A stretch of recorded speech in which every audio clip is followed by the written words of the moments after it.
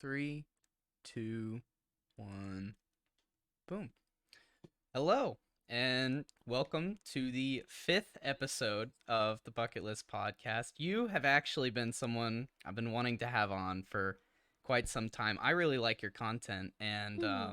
I've seen kind of just you growing over the past, what has it been, a year since you've Yeah, a started your year and a channel? half, almost 2 years actually, more closer to that. I started in February of 2020. Oh, geez. And I've uh I've kind of I remember some of your first videos were just like more tutorial types, and then you've really transitioned into like much more of a variety Hmm. channel almost, which I think is really interesting to see just kind of how you've utilized the tag of VTuber to more than just like the idol that you've kind of seen most people apply that tag to. Would you Right. consider yourself a VTuber? I think you've defined yourself as one. Yeah, So no, I definitely count as a VTuber, but I prefer like spelling it out as virtual YouTuber because I think the term VTuber kind of encapsulates almost like a different culture than what I necessarily identify myself with. So I think virtual YouTuber spelled out is kind of the more appropriate term to be used. how do you feel about like the new generation of idol culture almost? Because it's really that was something that was kind of exclusive to Japan for a long time. I feel that area, and now it's become really westernized, especially with the Hollow En and that kind of Mhm. group. Yeah, So I mean, it's really interesting to see that kind of thing because we've had pop stars before, but we've never really had idols. That's not like a thing that it's a very Japanese culture type of thing to have like idol girls. You see in anime and movies and stuff like that. And so we're now seeing a lot of that Japanese culture start to trickle into the West, which is something that's been gradually happening over time. But VTubers in specifically are this kind of new phenomena that's just kind of sneaking into our mainstream. It's actually pretty insane. Because when I started VTubing and doing, my content on YouTube and Twitch, there was such little community of the VTuber you were one community. of the It was hardly first, from what I existent. saw. Yeah. Yeah, I was one of the first, but I kind of got in right before everything blew up, which is why my channel started doing so well because I got in right before anybody else did. And then I was like, hey, it was really hard to figure out how to be a VTuber and how to make a model and do all this different stuff. So I'm going to make the tutorials that I wish I had when I was starting out for other people to use. And then in summer of 2020, it just kind of blew up and exploded. And now everybody wanted to be a VTuber. So, of course, if they go search on YouTube for tutorials on how to start, my tutorials show up. And so that's one of the reasons that I've kind of been able to propel my channel. And yeah, it's really cool. Like you said, you were kind of in this Goldilocks zone where it was just kind of starting up. Because now I think it's really hard if you start a VTuber channel Oh, because yeah. there's so many debuts. I can't even keep up with how many VTubers there are now, but because of the fact that you got in kind of early and then you rode up that train with it, and so now your videos are the first ones that show up whenever you look up Hmm. how do I become a VTuber, which is, Exactly. Exactly. do you think like anonymity is a very important aspect of being a VTuber? I know that your model is very closely based to your actual Hmm. physical self, but I know that a lot of people, like including myself, I like to keep my anonymity to a sense. It's cool to have a character that you can portray. It's kind of like like Daft Punk of how that's why I have Yeah. the helmets up here. I think they were kind of one of the first because whenever they put on the helmets, everyone knows who they are. But at the Right. second they take them off, most people have zero clue what they look like. So they Yeah, can walk the definitely not. streets and do whatever. So, Mhm. again, do you think anonymity is kind of an important aspect of that? Oh yeah, definitely. Obviously, like you mentioned, I'm kind of an exception to that because in my content, I like to explore the whole idea of being real and virtual. But for the majority of the VTuber community, they come up with these original characters, and these new personas to basically embody and express themselves with, which is one of the big things about it. That's really really cool. So for a lot of people, they might have hesitations about doing content creation because of their appearance or because of any other kind of overall factors. But having a VTuber model, you invest the money and into the art, and you have something really beautiful, and then you can just use that, and it's so much easier setup to just throw that onto your Twitch and just have fun, really. Do you think that one day our online persona is going to become like more important than our real life ones? I could definitely see that happening. I've always imagined how funny it would be if we started talking to each other in usernames only You in know, real life. it's funny because I've met a lot of my online friends, and Yeah. it's I feel like I've been called Pixel more than I have my real name. Right, So yeah. I've met some people and then they call me, Pixel in real life, and it's a little bit jarring, but I'm like, this is Mhm. the new paradigm shift almost, it feels, where Totally. it's, the blend of online and real cultures. And I know that like one of the main reasons that you kind of got started in VR is the clothing brand that you wear, Yes, yes. and That's it awesome that you know being, that. but it being kind of expensive, and it's cool that you can buy. Well, I don't even know if you bought it, but just Mhm. No, I having, did, yeah. okay, but obviously it would be a lot less expensive to buy it virtually than it Right. would real, and Definitely. that it kind of brings up the topic of, you think like virtual presentation of ourselves is going to become more fulfilling than Mhm. our real life presentation. I know, like, I was watching John Carmack talk about how people's life situations could be drastically improved because they could live in a mansion, whatever, in their VR Mhm. headset, even if they're in their one bedroom apartment. So Yeah, no, that's definitely a big thing for me as well because I live in Florida, but I'm originally from Missouri. And so I only moved down to Florida last summer. And so I did this in the middle of COVID, and I had just graduated community college. So I wasn't going to school. And since I was trying to do like YouTube and content creation full time, I didn't have coworkers basically. So I got stuck in this really awkward position of not having any real life friends or people to hang out with. I just live with my grandparents. I hang out with old people. yeah. So the cool thing about basically using VR chat is that's been my entire social life, and I don't feel bad about not hanging out with real life people all the time, because I have all the people I could ever want to be friends with right here in this game, and it's a really beautiful thing. And I feel like they're actually there beside me, which you don't really get in like a Discord call or a Zoom call or talking on the phone. It's a whole new level of just immersion. It's funny that you bring that up because I've had that thought a lot of, before I got my, I had the HTC Vive, and I got it, I think, late 2017, maybe early 2018. Mhm. But, I had always just been in Discord calls, whatever. And you still are fully aware of the fact that you're looking at a screen. You're Right. sitting there playing a game and looking at a screen, and they're just kind of there on Discord, whatever. Whereas here, you can be in a room of people. You can have gestures, and it feels like you're actually participating in something. You can walk around. You can go Mhm. see different cliques of people instead of, like joining a different Discord call. It's like you just actually Right. physically walk over to a different group and go check up on them and see what's Mhm. going on. So I think that aspect is really cool, and what makes it feel not as isolating. It feels a lot more real. And I think that's what's going to really propel VR into being more mainstream, is the fact, Mhm.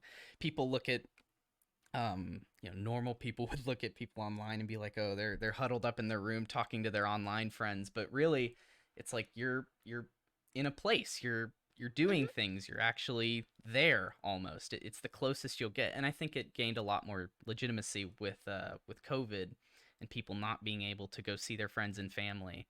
Mhm. So, Yeah, no, it's been really helpful because, like I said, I just haven't really had the ability to go out and meet people or, hang out with IRL friends. But it has been really nice lately because now that, some of the virus things are starting to calm down, I was able to go out to California last month and visit a whole bunch of my online friends in real life. And that was some of the coolest thing I think I've ever done.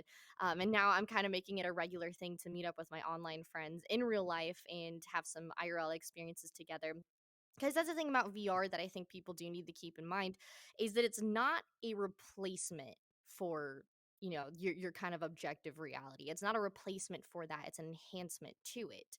And so I think that's a really important thing to keep in mind, especially as we're moving towards this whole metaverse construct. It's not something we should just totally replace our IRL lives with. Speaking of metaverse, what did you think of the Facebook event?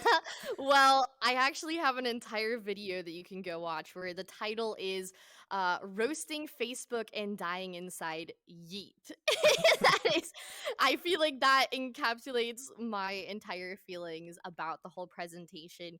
It just felt so disconnected from the actual VR community as well as the internet as a whole, and just what the culture is like and the real direction that people want slash how things should go. It felt quite far off, and that was the problem too. Is a lot of it seemed kind of unrealistic. Like it just kind of felt like I was watching a PBS Kids cartoon. You know what I mean? Yeah. Like it didn't really feel like oh, this is the future, which is kind of frustrating because I started off before the presentation being like super excited because I was like, oh man, like I love the concept of the metaverse. It's so exciting, and I love VR, and this is the future, and this is this and that. It's something that I'm really passionate and excited about, and the presentation definitely kind of dragged me down by quite a bit.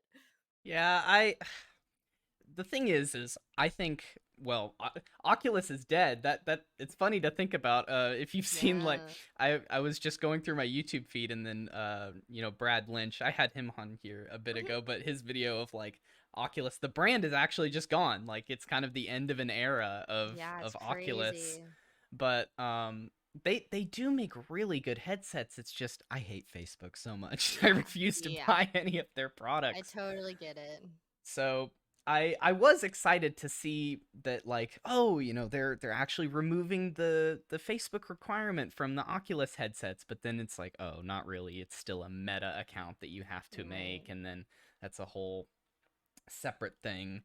And Mhm. yeah, it really is just kind of completely disconnected from the actual VR community, Mhm. because I genuinely don't think there's going to be a replacement for VR chat anytime soon. It would take a lot to kind of pull people from this environment that they've really made their roots in. Right. So I don't know. I just it was so It's funny seeing yeah. the what's It up? feels like a guy that's just walking into a room of a party that's been going on for already 4 years, and it's already established as who's and what's going on, and he just walks in with a bunch of robots and is like, "We're gonna take over this place." And it's just like, Yeah, Literally, I it mean, definitely feels it feels forced. It feels like they're forcing it upon us. It's kind of like, "Oh, this is your future now."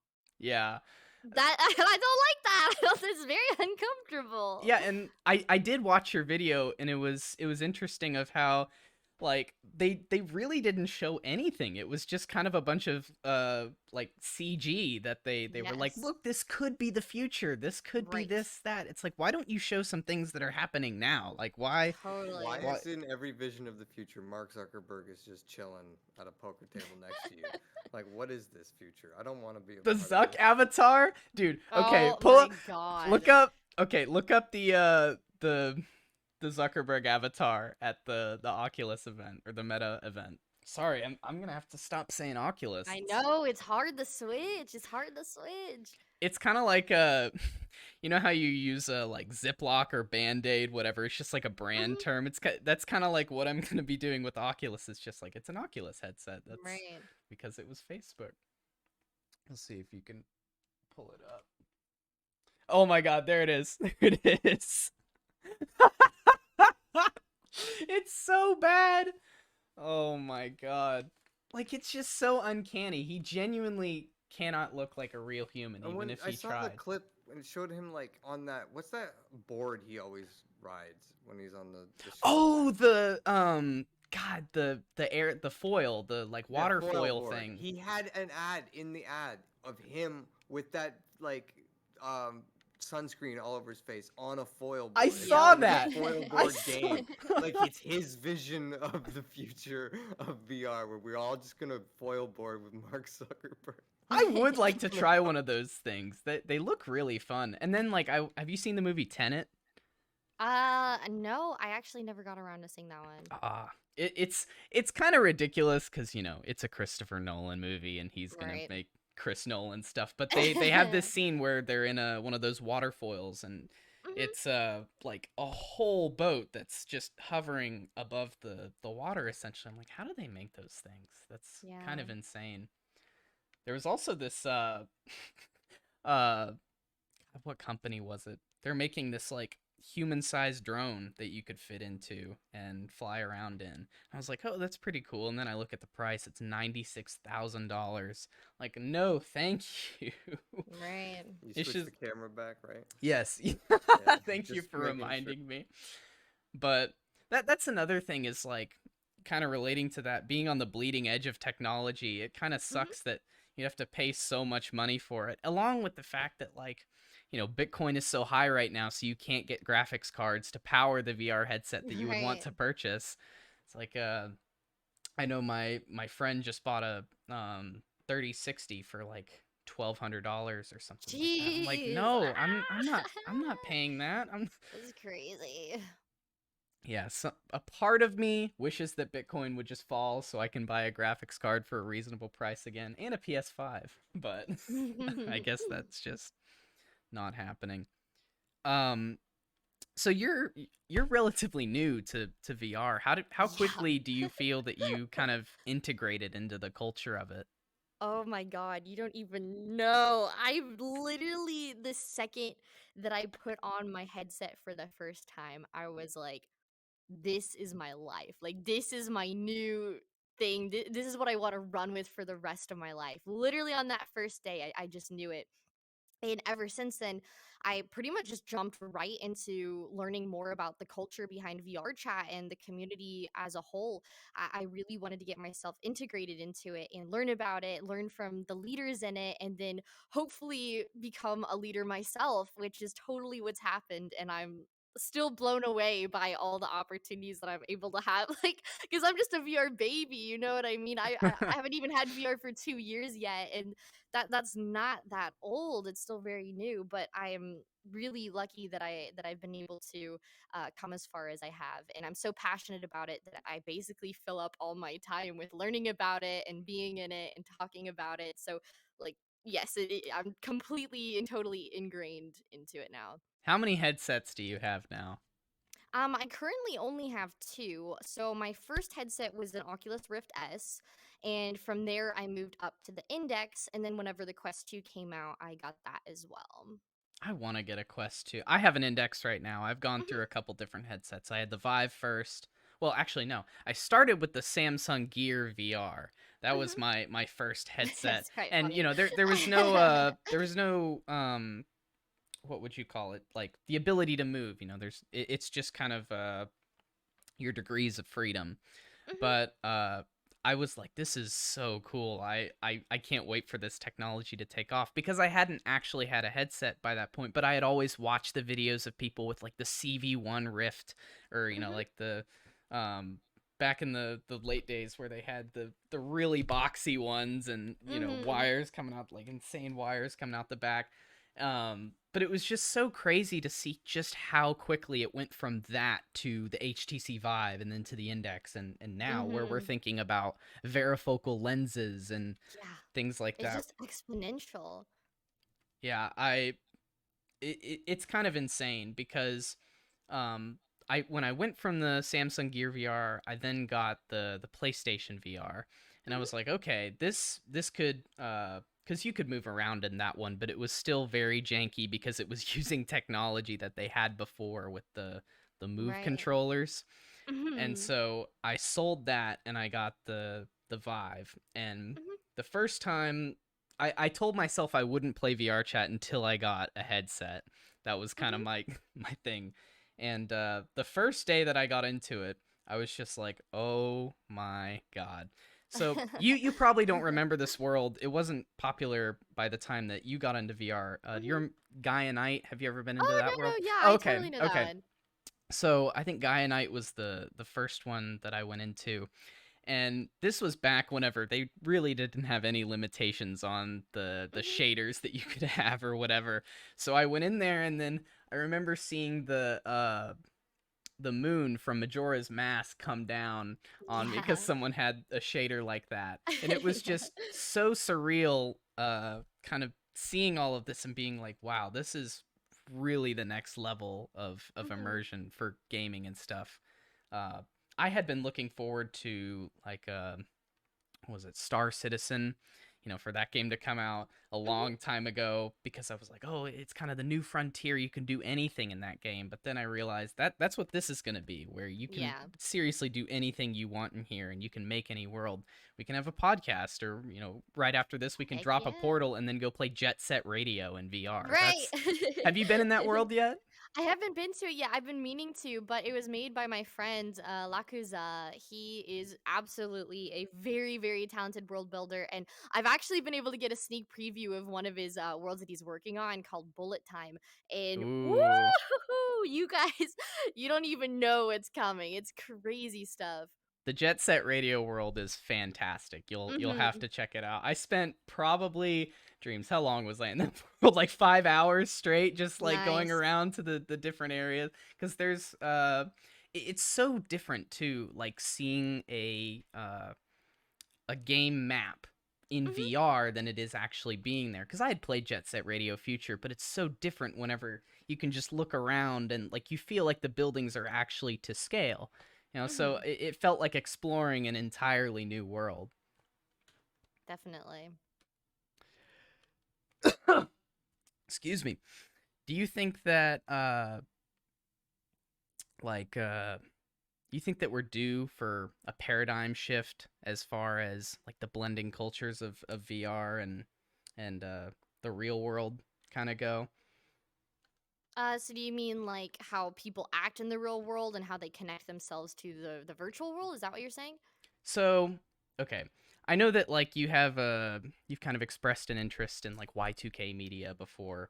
Yeah, definitely. Um and of like the kind of pre 9/11 and post 9/11 internet type of Hmm. stuff where it really kind of shifted the dynamic of it was inevitable, but just the way that people use the internet and kind of the Hmm. .com bubble of how there was all this new technology and all this hype for it, but people didn't really know how to integrate it. And I think that's kind of where we're at right now, is this hype stage where we're seeing all of this new technology, but we don't really know how it's going to affect our future, like Right. what we're going to use it for. Yeah, I mean, it's a really exciting topic to just imagine what we're gonna use everything for. So, I mean, there's a lot coming, and we are on the brink of just this new way that we live our life as a whole, because when we first developed the internet, that was this real breaking point as a society, as humankind, and how we interact with each other. And then, we moved on to something like, mobile phones, having an iPhone where you can play a bunch of games and talk to Siri and all this different kind of stuff. It changed the way that we interact with each other once again. And I personally believe that looking towards the future, I think we're on the brink of VR being another thing that totally changes the way that we live. And, I would even go as far as to say this includes like the XR medium, as AR starts coming out, augmented reality and mixed reality, where you can interact with virtual objects in the real world. It's almost mind boggling to just imagine that we are at like the baby stage of something so much greater. I've always been a skeptic of AR as far as how it would be integrated into our real world, because I really haven't seen like promise of it yet. I tried on the Microsoft HoloLens a couple years Hmm. ago, and it was, kind of janky, whatever. But I was like, I think that VR is probably going to accelerate so much faster than this technology. It'll be a long time before I see any kind of AR, aside from maybe like a heads-up display in your car or Right. in your glasses. I think that, what was it, Intel that was making the glasses that like shoot the laser back into your retina, and it like bounces off to where it's like literally in your vision. You can see like a little HUD in your Right. vision. Yeah, But no, it's a crazy concept, but I think that you're right. VR is gonna accelerate way more fast because it's just easier to make.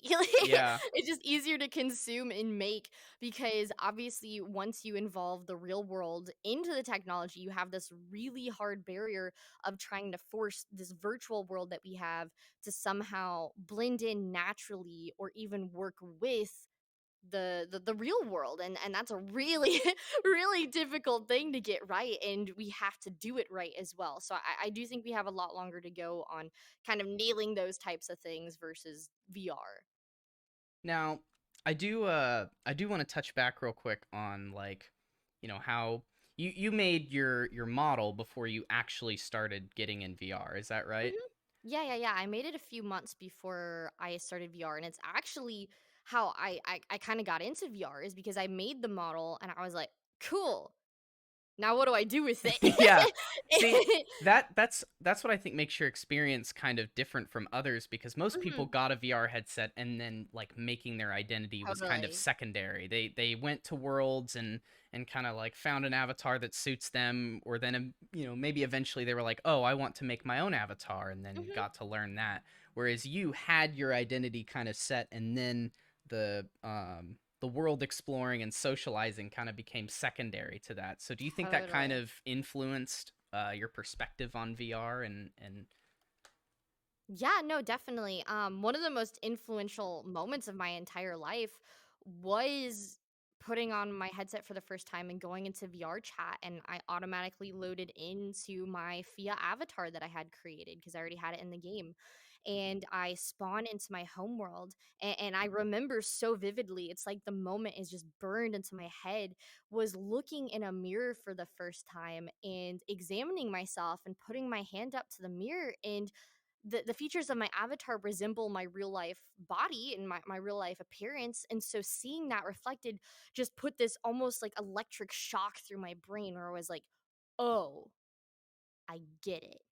And that that just changed and everything that was for it. me. Yeah, the rest is Yes, history after history, that yes. point. Yeah, I remember my first day in VR chat. It was kind of insane because yeah, like I said I went to Gaia Night, but I was in this like small Kana model, the Mhm. the little dragon Yeah, girl, yeah, yeah. and it had a pen on the right hand, which by Mhm. the way, I'm left-handed and I learned to write backwards in cursive with my right hand just because I didn't want Right. to make a model and I was like I'm going to learn to do this. That's so But funny. but I was drawing, and then I remember this other like little lolly avatar came over, and I was Mhm. like, "Oh, hi, whatever." And this like deep Russian voice came out of it, and it was like, Yes. draw me Yes. elephant." I was like taken aback. I'm like, "What?" He's like, "Draw me elephant." I'm like, "Okay," and so I start drawing him That's one. amazing. And he's like, "Yes, yes," and he calls over his friends like, "What the Boris?" And I'm like, "What the heck?" And so I have this like little circle of Russian lollies, and I'm just drawing for them, and they're like Mhm. cheering me on, whatever. I'm like, "This is the most surreal thing I've ever done," because I had talked to people from other countries before, but never in just like they're there, they're like right there kind of way. It feels Totally. like you just have this mishmash of cultures all in one place. Mhm. Do you Yeah, I love remember? that. Do you remember your first day in VR? Like uh what you did? I definitely went around. So I already had a list of my favorited worlds.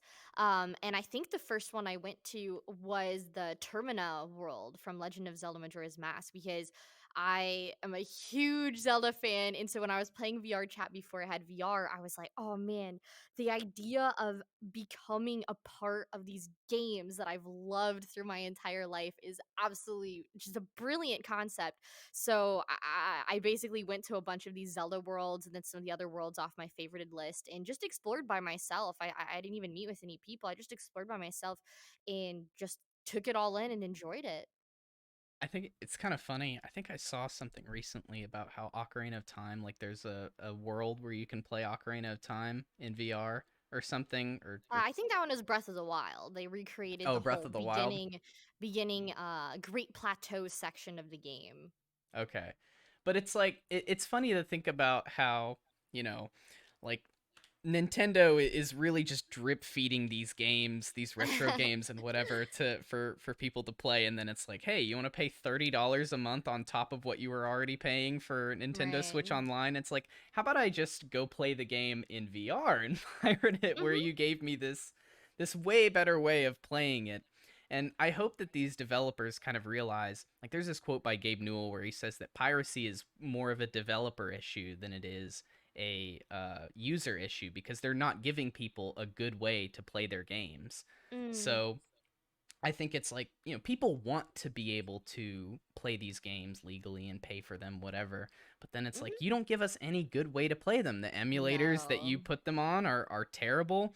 It's like, why don't you hire these fans who made these emulators to do this stuff for you? But they just kind of Mhm.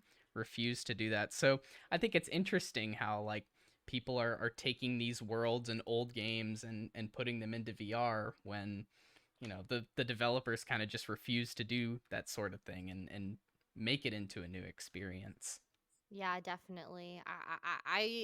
As soon as Nintendo is like, okay, other than Labo, we're putting out actual VR content of your favorite games.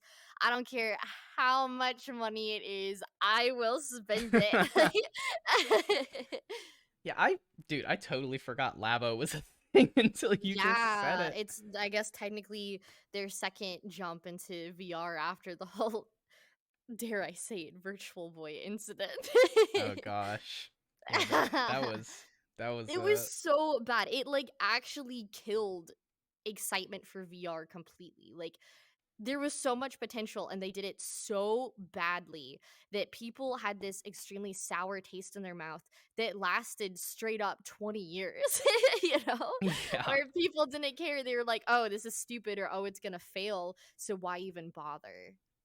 I it's going to be very interesting whenever Nintendo actually steps into the VR game. I think it Yeah. will really shake it up. So, ugh. One thing I wanted to talk about Mhm. was Porter Robinson, because I Oh, know that yes. you're a big Gladly talk Porter about that. Robinson fan. Mhm. So what? First off, what was it like just talking to him? Because I know that you spent a couple hours with him after you Mhm. did you make his model? Yeah, yeah. So that's how I got to meet him for the first time. So obviously, I'm a big Porter Robinson fan, and I went to his music festival, Second Sky, in 2019, and I was completely inspired by it. It really changed my life. It was such a beautiful experience. So once I got into model making, I was like, oh, like why not just make a model of Porter Robinson? Wearing his outfit from Second Sky and everything. I think that'd be really fun. And then maybe eventually I can get people together and we can recreate Second Sky in VR. Was kind of the concept I had in my head. So I posted some pictures of the model onto the Porter Robinson subreddit and just kind of like cheekily, like I didn't expect anything to come for this. I was like, I made a Porter Robinson, VR model. And then in parentheses, like Porter hit me up for the model. But then he actually did hit me up for the model. And so he wanted me to give it to him in game since he didn't have any like Unity experience or anything. And I got into the game and I remember like I had to log into my VR chat account and I was so shaky and nervous that I was like I couldn't even like type my name in correctly because I was so just nervous about it. But then I got in and we just connected pretty immediately. We had a really amazing time and he was kind of blown away almost by some of the things I started showing him. I was taking him to the Studio Ghibli world and a bunch of Serial Experiments Lane worlds, which are all things that I know that me and him both have in common.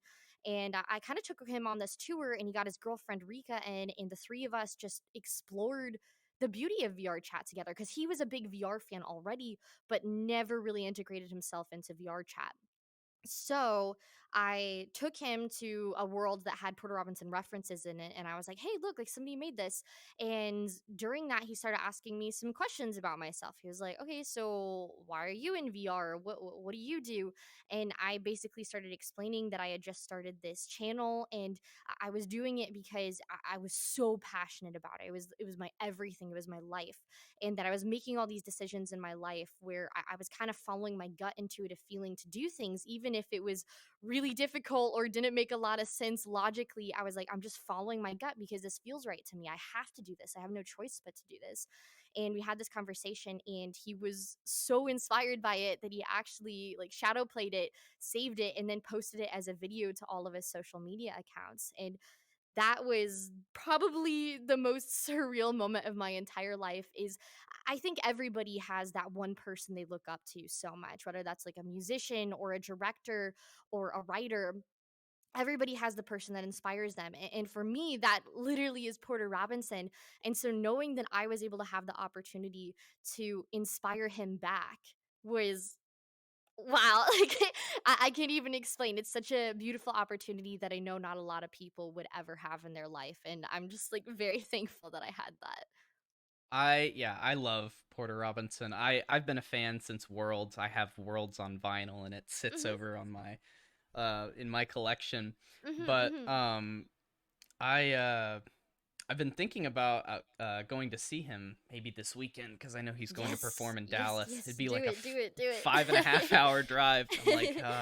I kind of have to do it You because do. You have no choice. I'm telling you now. You have no choice. I know I'm like I'm peer pressuring you. I went into this yesterday. I'm like, I know she's probably gonna convince me to go see Yeah, Porter no, Robinson. it's so beautiful. For me, it's just a complete inspiring refresh in my life because I saw him last weekend, and being there with this crazy amount of energy and passion and creativity is it just there's nothing else like it. I've never seen or experienced any kind of community or creative work that just inspires so many people the way that Porter's does. It's absolutely a beautiful thing. Yeah, and I think it's really cool how much he's jumped into the VR aspect because I know he did a Definitely. showing of his album where you could tune in with a VR Hmm. headset and like see other people and stuff, and I'm Yeah. like, wow, why why is only he doing this? Like, why aren't other artists starting to kind Hmm. of jump into this world? Because I know that so many people would pay for like a viewing with their friends, if they had like a VR chat world or whatever, Hmm.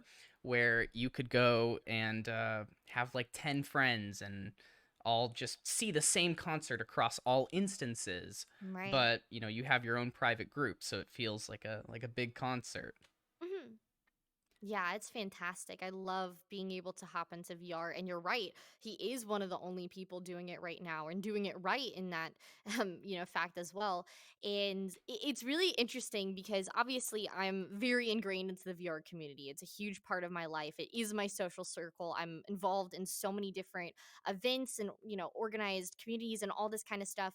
But the one recurring theme is it seems like everybody loves Porter Robinson, and I think I don't think that's an accident. I think there's so much overlay between his creative ideas, because his album Worlds, it's literally called Worlds because it's all about creating these places with your imagination that live inside your head, and then bringing them to life and experiencing them. And I personally, I value imagination more than anything. That's very powerful to me. And in VR, you obviously are able to literally, in almost a physical way, experience these made up worlds, and it's just this limitless amount of imagination. So I think the people who really resonate with Porter's music really resonate with the concept of VR as well. So there's a lot of overlap between that. Yeah, Anthony Fantano will never recover from giving Worlds a 6. I am Oh that. yeah, well he gave it a 5. He gave Was it it a a 5. 5? Yeah. Why? That's so it's just so irritating. Like, I honestly, I had never heard any electronic music like that up to that Hmm. point. Like Oh, maybe definitely not. Flume kind of, but nothing that, like, I don't know, like spiritual almost is what it Hmm. felt Yeah. like. This very spiritual connection of kind of the electronic world and this really ethereal how would you describe it? I don't know. Well, there's I also Purity Ring. pure That's true. Purity Rings a little bit similar. But I think because his old stuff was completely different from Hmm. Worlds, and God, what is his new album called? I completely Nurture. forget. Nurture. Yeah, Hmm. Nurture was great. Oh, it's so And good. but I think it was so cool for him to jump into that and just kind of completely explore himself and the Mhm. relation to what he was doing. So, what about the VR chat economy that they announced a couple months ago? At least in theory, they've said it's going to be happening. It's been, what was that, Mm. like April? And Yeah, yeah, VR chat is a little behind in a lot of their promises, and I don't know, that definitely worries me a lot of the time is they're super behind, especially because of a game like Neos. Like, they already almost immediately added in facial tracking and added in haptic support, and it's like VR chat is just kind of like, nah, fam, we don't need that. And it's so frustrating because there's so much potential here. And the economy is definitely a bit of a part of that, something they've, talked about and promised. It's a really interesting concept because people are creating all these virtual assets and virtual events and whatnot, but right now there's no way to or no good way, I should say, to monetize that, and it can be really difficult for creators who are spending all of this time creating avatars and creating worlds. They're putting so much into it, and they're doing it just out of passion, and they're not getting paid for that, which is it doesn't make it a sustainable line of work for them. They have to work another job to have the money, and then in their free time they're able to do this. But if we're able to start getting money in the hands of the creators, then they're able to spend more time creating. And I think that's kind of the main concept of the choice to do that. And I think that's a very important step. But obviously there's a lot of kind of iffiness that comes to it as well when it comes to buying and spending your money on virtual things. So it is very interesting. yeah, that's my probably my only concern is the fact of like selling stolen assets or things that, Totally. it seems very easy in that sense to, because we all know that a lot of things in VR are stolen assets and just Oh, things that they definitely. rip from places. So I don't know. It's hard because as a creator, I would love to have a way to like finance what I'm doing and have people participate in different ways, but Right. at the same time, is that oh, I think there's an echo, Dreams. But where's that coming Is it my microphone? from? Is it? It can't be me. Here, I I'm on push. can. Here, let me turn mine down real quick just to see. Oh, I like the AFK animation. Just Thank you. just ethered. All right, well, Fia's gone, guys. Sorry. Yeah, here, let me do it a little more. There we go. All right. Yep, back into existence. Yeah. Perfect. But yeah, I really would like a way like Patreon but for VR, but Mhm. I don't Yeah, know. no, definitely. Or So, imagine like a YouTube. You know how YouTube pays creators for the content that they post and how much traffic it gets? Like some of them, like the Black Cat or like these worlds, right, that have a lot of traffic. It's like if they didn't exist, then where would the you know what I mean? It's like pulling people into the game, so you should be getting some kind of like compensation for creating the entire avenues that is the framework of the game itself, you know? Mm, yeah, VR I chat, super chat, VR can. chat, super chat. Super chat, there you go. So, one thing, and we talk about this on this podcast a lot, Hmm. and it was interesting to see you make a video on it, is kind of the overlap of VR and psychedelics, because I know Yeah, that I knew you as soon as you started talking, I knew that was coming. man, but seriously, I was researching and then I saw your video. I'm like, Mhm. yes, we can finally talk about that. Heck So, yeah. I know you are like semi familiar with the work of like Terrence McKenna Definitely. and that sort of stuff, but I think that he couldn't have even predicted what the implications were going to be of VR and how it was going to come about. Like if you look at back a long time ago, whenever cars weren't a thing, people predicted that like there would be robot horse carrier, like robot horse Mm, carriages, and they just like could not fathom the idea of a car. Like it just wasn't right. something that they could conjure. So I think that we are in this stage of where we can't even properly predict what the technology is going to look like in the future No, and definitely what the not. implications are going to be. But one of the main things that you kind of touched on was there were two main aspects of people's experience where either they couldn't get over the fact that they had a headset on, or it Hmm. was like the most immersive thing they've ever done in Right. their entire life.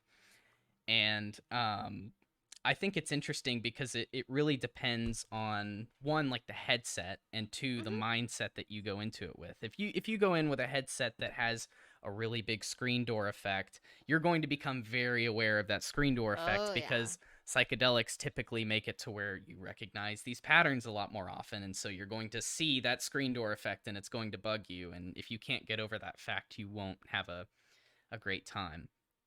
But um I have firsthand experience with both psilocybin and LSD in Hmm. VR, and psilocybin was much more interesting because it's a lot less natural. So Mm. well, I mean that in the sense of like pattern recognition is more for LSD, and psilocybin is kind of like the cartoony one that you would think of Hmm. whenever you think of psychedelics. So that was way more interesting because it kind of set aside this idea that I had a headset on, which was much more apparent on LSD. Hmm. Whereas on psilocybin, it was like, oh, I really am in a completely different realm. And Dreams remembers I would just kept like taking my headset off and putting it back on, like what I just couldn't fathom that these things that I was seeing, I could just put on a headset and be in a completely different realm. Hmm. So that was that's as far as like the visual aspect. But Hmm. when it comes to the more mental aspect of it, it's hard because a lot of times you just kind of want to close your eyes and then sit in your head for a bit. But whenever you have such a bright screen on your face, that's hard to do. So you're kind of forced to sit in this experience. That's something you Right. have to go in with. But I did kind of want to get your thoughts instead of me just rambling on about psychedelics Sure, for a sure. bit. Well, But yeah, I mean, the kind of the main point of my video that I kind of wanted to dive into was this idea of whether or not can we replicate a psychedelic experience and have almost that life-changing like mind-altering effects without having to engage in the like consumption of the drug itself. And that was the whole kind of driving factor behind that idea and behind that episode of my show.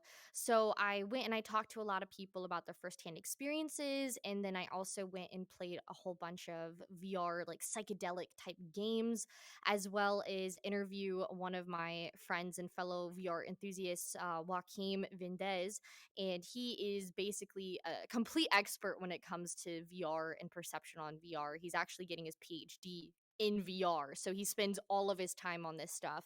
And so talking to him and getting his experience and um, thoughts on the matter was really interesting. So it kind of seems like VR might not be able to replicate the exact effects, but it's able to represent those effects that it's possible in the future that we could really dive into a way that it is extremely mind altering. So I think there's a lot there that unfortunately I wasn't unable to really dig up from my video at this very given point in time. But the video kind of ends in the sense where it's like, imagine what's going to be possible in the future for this topic in particular. So that's kind of where everything ended up leading. it's interesting that you said replicate versus represent, and Hmm. that's what I think is the most important aspect of if you're trying to kind of simulate a psychedelic experience, is that it's very much in your own head, and it's very Hmm. much what you control with it. And that's why you have people who have completely different experiences than others. And that's why I think if you want to represent a psychedelic experience, you can kind of see what someone else would go through. Like And be feeling it is a totally different. yeah, Yeah. feeling it Hmm. is a Well, one completely thing different. you can feel is the sensation of like alcohol, like subconsciously in your head with this game. Like some shaders can cause like movement to go all like wonky, and then you'll Yeah. go to reach for something or something, and it feels like your perception of that object is way off. and it feels like you're literally drunk in your mind for like a fraction of a second. But you're not intoxicated. It's just like your perception is literally the same way inebriated as you are when you are on alcohol. So it's like that is a means of, yes, physically feeling a substance or a drug while not actually being on it. Like then there's those eye dozers that people were always talking about, how you could listen to a sound and it would just like whoa, whoa, whoa, whoa, whoa, whoa, whoa, and like you could wake up Oh, and like then you'd be binaural on the beats or drug. whatever it Yeah, yeah. is. There's ones for every drug on the thing, and like they didn't work. There's like this one guy who I knew, he did one, the cocaine one, and he got up and he just puked, and he's like, "That's nothing like Oh no. cocaine." One of the main things is that, like, I think the people who would want to go into it with the mindset of like, oh, I want to see a psychedelic experience, they don't necessarily realize that that's something you can replicate without VR. With like Mhm. serious meditation and practices, you can kind of replicate the thought process that you would have on Right. psychedelics. And that's what a lot of people go into it with, is this idea of I want to be able to take something out of this and be able to apply this to my real life. Like Totally. I've always been a terrible person at meditating, but recently, after an experience, I can I utilize this aspect of focusing all of my thoughts to a point. And you kind of have this stream of consciousness where it's like a river, and you're passing by all of these different thoughts. And a lot of people think whenever you meditate that you need to just clear your mind, when actually it's more of you need to be able to sit in that river, and instead of focusing on each one individual thought, just let it all pass you by. It's kind Mm, of like sitting underneath a waterfall. Instead of focusing on all the drops individually, you're there with the flow of it. right. Or I guess a better analogy would be like if you're in a room with someone and there's like a ticking clock, you're not necessarily paying attention to that ticking clock. You're paying attention to the other person. And Mhm. those are just kind of subconscious thoughts. And psychedelic experiences can kind of bring out that clock. You can start hearing everything at once, and it's like, wow, these are all of these things I didn't notice before. Right. And so you can kind of apply that into your real world uh, experience. And I think that, like you said, the representing portion is going to be the most interesting, because it's like it's a new medium of art in VR. Not just psychedelics, but just the ability to replicate what someone is thinking. Essentially, you can Right. literally walk into an idea Mhm. of what someone is doing. And I don't know. I'm just really excited to see how that kind of applies in the future. So Yeah, definitely exciting stuff. I guess my final question for you, Mhm. and I forgot to ask this to Brad. I'm so upset about that. It just completely Aw, passed my mind. that's sad. Is what is on your bucket list? What is on my bucket list? That is a great question. I love that. I mean, I'm the type of person where I just want to do everything. Like in my lifetime, I want to do everything possible. I would say as far as bucket list goes, I think there's still some certain people that I would love to get to meet. Some of my other idols per se, kind of like Porter Robinson. Whether that's kind of my musical artists like Koji Kondo, who's done Nintendo music, or Joe Hisaishi, who's done the Studio Ghibli music, or Shigeru Miyamoto, who did like he came up with the idea of Zelda. I think those are the type of people where on my bucket list I'm like, okay, I need to sit down and have a conversation with this person, sit down, have a conversation with this person, just like pick people's brains. That would be the dream right there. Yeah, I think that's part of it. It's just kind of that's why I do this. Is I get to learn other people's experiences, and I get to Hmm. sit down with them and have a conversation about specifically what they're doing for VR and what that means for the future, and how these different people are going to integrate. I talked to my first guest was a pastor, and most people are Mm. like, why is there a pastor in VR. It's like the worst possible place you could be. But he constantly answers that question of, well, Jesus hung out with prostitutes, so I'm here with you degenerates. Oh, But that's so funny. which is so funny. But we had a great conversation, and he's genuinely one of the nicest people I've ever Mhm. talked to, Oh, I'm sure. because whenever you can just sit and respect each other and have a Mhm. conversation, I think that's the most important part. You don't have to agree with someone, or know that, know their experience. You just have to be willing to learn. And that's what's Absolutely. exciting for me, is VR is bringing about this way to communicate with literally anybody I want. And Mhm. it feels like a real conversation. Like I almost feel like I'm sitting Totally. across a table from you, but who knows where we are. We're different. He's in Canada. We're both, across the United States. And that's Mhm. what's really cool about it. But I appreciate you coming on the show. Thank you Mhm. so much. And I hope you come back someday. Yeah, So, thank you so much for having me. It was very fun. I always love having the opportunity to have a conversation about the things that I love and hear other people talking about it as well. So it yeah, was really really fun. So thank you so much for having me. I appreciate it. and you can check out, it's just, what is it, PHIA, or the virtual Yeah, reality show on on YouTube? YouTube it's just PHIA, PHIA, so just, me. And I also stream on Twitch, which is Fia Bunny. And then follow my Twitter if you're interested in kind of following me and the projects I'm working on and the things I'm doing. Then definitely check out Fia_Bunny on Twitter. That's my main social media that I stay up to date on. Awesome. I will leave the YouTube in the description of this video if you're listening on Spotify, whatever. Just check out the YouTube channel, and we'll have her channel linked there. But yeah, again, Mhm. thank you so much for coming, and we'll see you guys in the next one.